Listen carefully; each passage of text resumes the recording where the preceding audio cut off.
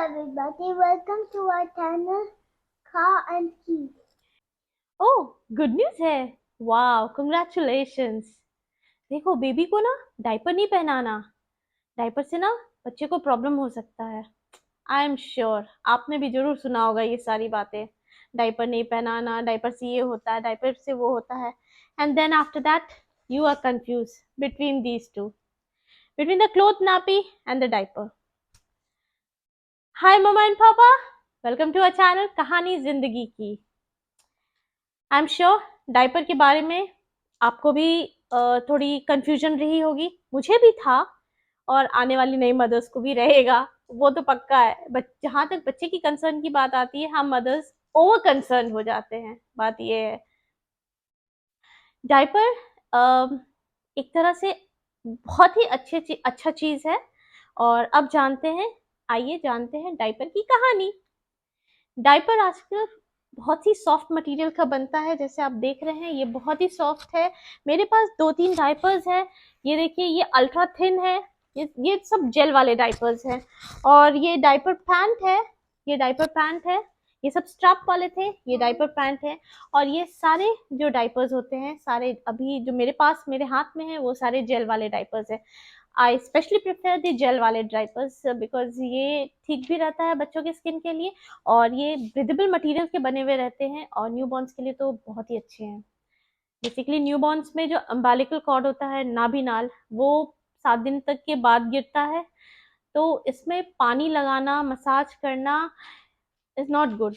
Doctor भी recommend नहीं करते हैं, क्योंकि उस अगर वो थोड़ा सा भी अगर उसमें कुछ प्रॉब्लम हो जाए तो काफी बिग प्रॉब्लम हो सकती है बच्चों के लिए। तो पानी लगने से खून निकल सकता है या पस आ सकता है, बच्चा रोने लगेगा तो एक माँ के लिए भी बहुत मुश्किल हो जाती है। तो उस समय के लिए तो ये बहुत ही अच्छा चीज़ है, क्योंकि आप अगर क्लोथ नापी पहनाते हैं तो आपको हर पी के बाद, चाहे वो बच्चा थोड़ा सा ही क्यों नहीं करे, उसे बदलना पड़ता है। और क्लोथ नापी का जो नॉट यहाँ पे आप बांधते हैं, यहाँ पे जो नॉट यहाँ पे बंधाता है, ये बिल्कुल नाभि नाल के पास होती है। और ये बच्चा जब थोड़ा टर्न करता है या बच्चे को गोद उठाया जाता है तो थोड़ा बहुत रगड़ा जाता है, जिसके चलते बच्चों को प्रॉब्लम हो सकती है। तो इट्स बेटर कि आप डायपर ही प्रेफर करें। दूसरा एक मेरा नेक्स्ट पॉइंट जो है वो है, जब डिलीवरी होती है तो बच्चा और बच्चे की माँ दोनों ही एक दूसरे से अनजान है। दोनों ही एक दूसरे के रूटीन में ढलना चाहते हैं। मदर जो डिलीवरी के बाद वीक हो जाती है, काफी वीक रहती है, हार्मोनल चेंजेस होते हैं, पीरियड्स होते रहते हैं, बच्चा सोने नहीं देता है, बच्चा बिल्कुल न्यू पैटर्न में है, माँ उसे एडजस्ट करती है उसके साथ। तो इसमें क्लोथ नापी जब बार बार चेंज करना तो एक और थोड़ा परेशानी हो जाती है। और आजकल तो ज्यादा लोग भी नहीं होते हैं जो बच्चे के केयर कर सकते, तो एक माँ के लिए तो थोड़ा प्रॉब्लम होता है। और सिर्फ एक नापी ही नहीं धोना रहता है, चेंज करने के बाद आप उसका फलिया धोइएगा, उसके बाद बच्चे के कपड़े भी गीले हो जाते हैं, उसे भी चेंज किया करना है, उसे भी धोना है। और जहाँ फिर धोना है तो फिर हमें सिर्फ साबुन या डिटर्जेंट वॉश नहीं करना है, हमें फिर उसे डिटॉल पानी, गर्म पानी से साफ करना है। तो थोड़ा हेक्टिक हो जाता है। फिर आती है समस्या हाइजीन की। तो और डायपर में क्या है कि आप डायपर को लिया, फोल्ड किया और डिस्पोज कर दिया, सिंपल। तो वो भी अच्छा है कि आप सीधे डिस्पोज कर दिया, हाइजीन का कुछ ये नहीं है, इशू नहीं है। जहां तक क्लोथ नापी की बात आई, अब धोने की बारी आ रही है। तो एक माँ धोएगी, अगर घर में और लोग नहीं है तो। अगर माँ धो रही है तो पानी में हाथ डाल रही है, पानी से हो सकता है कि माँ को ठंड लग सकती है। और ठंड लगेगी तो अगर ब्रेस्ट फीड है तो फिर बच्चे को ठंड लगेगी, जिसके चलते थोड़ा सा और डिफिकल्ट हो जाता है। तो इसीलिए आई प्रेफर कि डायपर ही ठीक है। नेक्स्ट है मेरा कंसर्न कि अब लोग कहते हैं डायपर पहनाने से रैश होता है, डायपर मत पहनाओ। रैश बहुत बड़ी समस्या हो जाती है। अगर बच्चे के बारे में कह दिया जाए कि बच्चे को रैश हो जाएगा, ये मत करो वो मत करो, तो मदर्स ओवर कंसर्न हो जाती है, और हम प्रैक्टिकली नहीं देखते हैं कि आखिर रैश हो क्यों रहा है। रैश रैश आखिर होता कैसे है। आप चाहे गीली नापी पहनाइए, आप चाहे नापी पहनाइए, या आप चाहे डायपर पहनाइए, अगर उसे गीला छोड़ दीजिएगा बच्चे को, उस नापी में भी, क्लोथ नापी में भी, और बच्चा पॉटी किया हुआ और आप छोड़ देते हैं, तब उससे भी रैश हो सकती है। और डायपर अगर ओवरलोडेड हो गया है, पॉटी किया हुआ है बच्चा और आप चेंज नहीं किए हैं, तो उससे भी रैश हो सकती है। बेसिकली पहनाने पर डिपेंड करता है कि आपने किस तरह उसे पहनाया है। एक जब डायपर है, आप डायपर पहनाते कैसे? आप पहले कोकोनट ऑयल बच्चे को लगा दीजिए, फिर डायपर पहनाइए, बच्चे को कुछ नहीं होगा, क्योंकि कोकोनट ऑयल एक शील्ड की तरह काम करेगी और मॉइस्चर को अंदर नहीं जाने देगा, जिसके चलते बच्चे को रैश नहीं होगा। अब जैसे बच्चा पॉटी कर दिया या शुशु कर दिया, तो आप उसके डायपर को चेंज कीजिएगा। तो आप पहले उसे डायपर खोलिए, साफ कीजिए, आप नॉर्मल पानी से साफ कीजिए। ठंड का मौसम है तो थोड़ा गुनगुने पानी से बच्चे को अच्छे से साफ करके उसे थोड़ा देर खुला छोड़ दीजिए, पोंछ करके उसे खुला छोड़ दीजिए। फिर उसमें कोकोनट ऑयल लगाइए। कोकोनट ऑयल लगाने से बच्चे को भी आराम मिलेगा, एक मालिश भी हो गई, उसका प्राइवेट पार्ट्स भी कोकोनट ऑयल लगे, पानी भी नहीं लगेगा। और फिर थोड़ी देर खुला छोड़ के फिर ना आप डायपर पहना दीजिए, जिससे बच्चे को कभी भी रैश नहीं होगा। एक और बात, अगर बच्चा रात में नापी पहना, तो ये तो मदर के लिए मतलब एक वो कहते हैं ना वरदान है, क्योंकि अगर बच्चा रात में डायपर पहन रहा है तो बच्चा सो रहा है, बिकॉज उसे वो जब शुशु करता है तो आप देखे होंगे कि बच्चा अगर शुशु करता है तो बच्चा रोता है। क्यों? क्योंकि उसे उस गीलेपन में नहीं रहना है।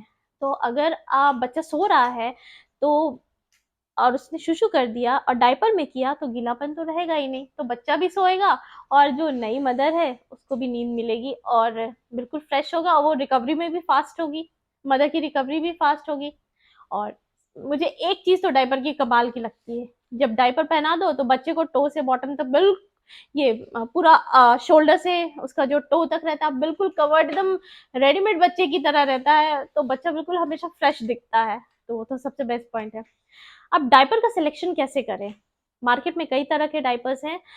मेरा प्रेफरेंस रहता है जेल डायपर, और जो बच्चे का एक्चुअल साइज है उससे एक साइज बड़ा, क्योंकि जो 0 से 1 साल के बच्चे होते हैं उनका साइज बहुत जल्दी बढ़ता है, तो इसीलिए इट्स आई प्रेफर कि एक साइज बड़ा ले। और थोड़ा जैसे ये मेरे पास ये स्ट्रैप वाला है, ये आप देख सकते हैं, ये स्ट्रैप है, तो इस स्ट्रैप को इसमें आपको बैठाना है, इस तरह से चिपकाना है।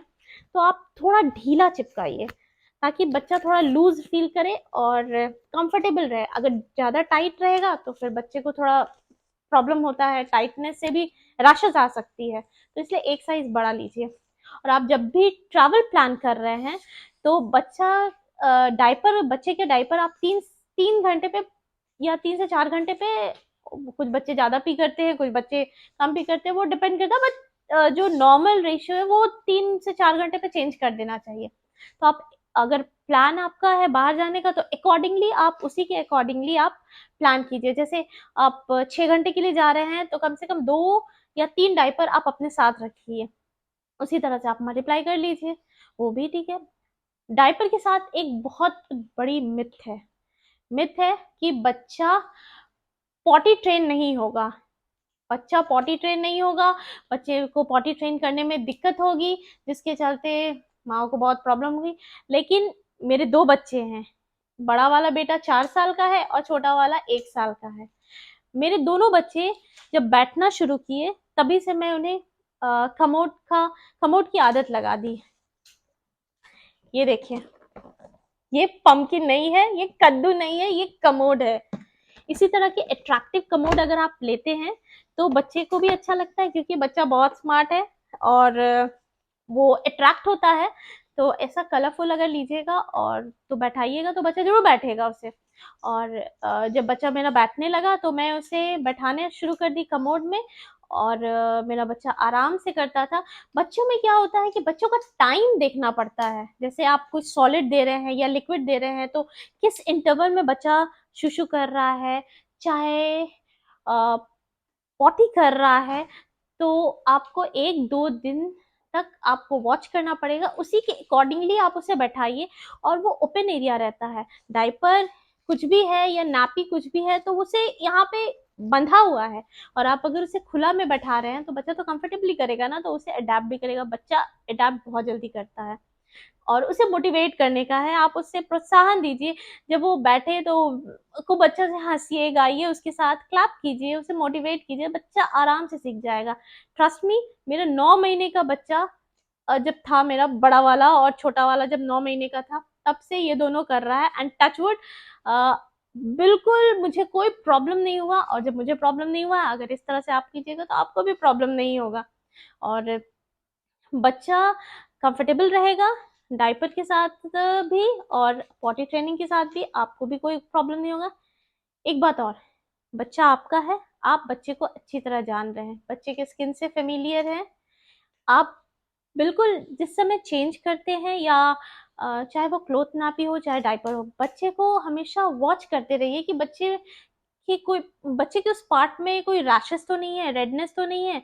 अगर रेडनेस है या रैशेस है तो आप प्लीज उसे खुला छोड़िए, उस पर कोकोनट ऑयल लगाइए, और उसे बिल्कुल थोड़ी देर खुले में रहने दीजिए। उसके बाद आप उसे डायपर पहना दीजिए, तो फिर रैशेस चले जाते हैं। बेसिकली जो डायपर रैश क्रीम मार्केट में मिलते हैं वो आप यूज कर सकते हैं। डायपर रैश क्रीम जो होते हैं वो रैशेस आने के बाद नहीं, रैशेस आने से पहले लगाने का है, तो ज्यादा असर करता है। तो आप पहले लगाइए और फिर डायपर पहनाइए, कभी रैशेस नहीं होगा, रैशेस नहीं होगा। और फिर आप अब लोगों के मन में ये भी रहता है कि डायपर तो बहुत महंगे होते हैं। महंगा, आजकल मार्केट में बहुत सारे ब्रांड आ गए हैं, आप उस पर सेलेक्ट कीजिए, उसे आप लीजिए, और अकॉर्डिंगली आप चूज कीजिए। आई रिकमेंड कि डायपर इज द बेस्ट एक न्यू मॉम के लिए, तो बहुत ही अच्छा है, जहाँ माँ को रेस्ट भी करना है, बच्चे का काम भी करना है, इसीलिए all the best to the all new moms. ठीक है, इसी के साथ आपको अगर अच्छा लगा हो तो ये चैनल को जरूर सब्सक्राइब कीजिए, लाइक कीजिए, शेयर कीजिए। तो फिर मिलते हैं एक नए टॉपिक के साथ, कहानी जिंदगी की। नमस्ते, बाय।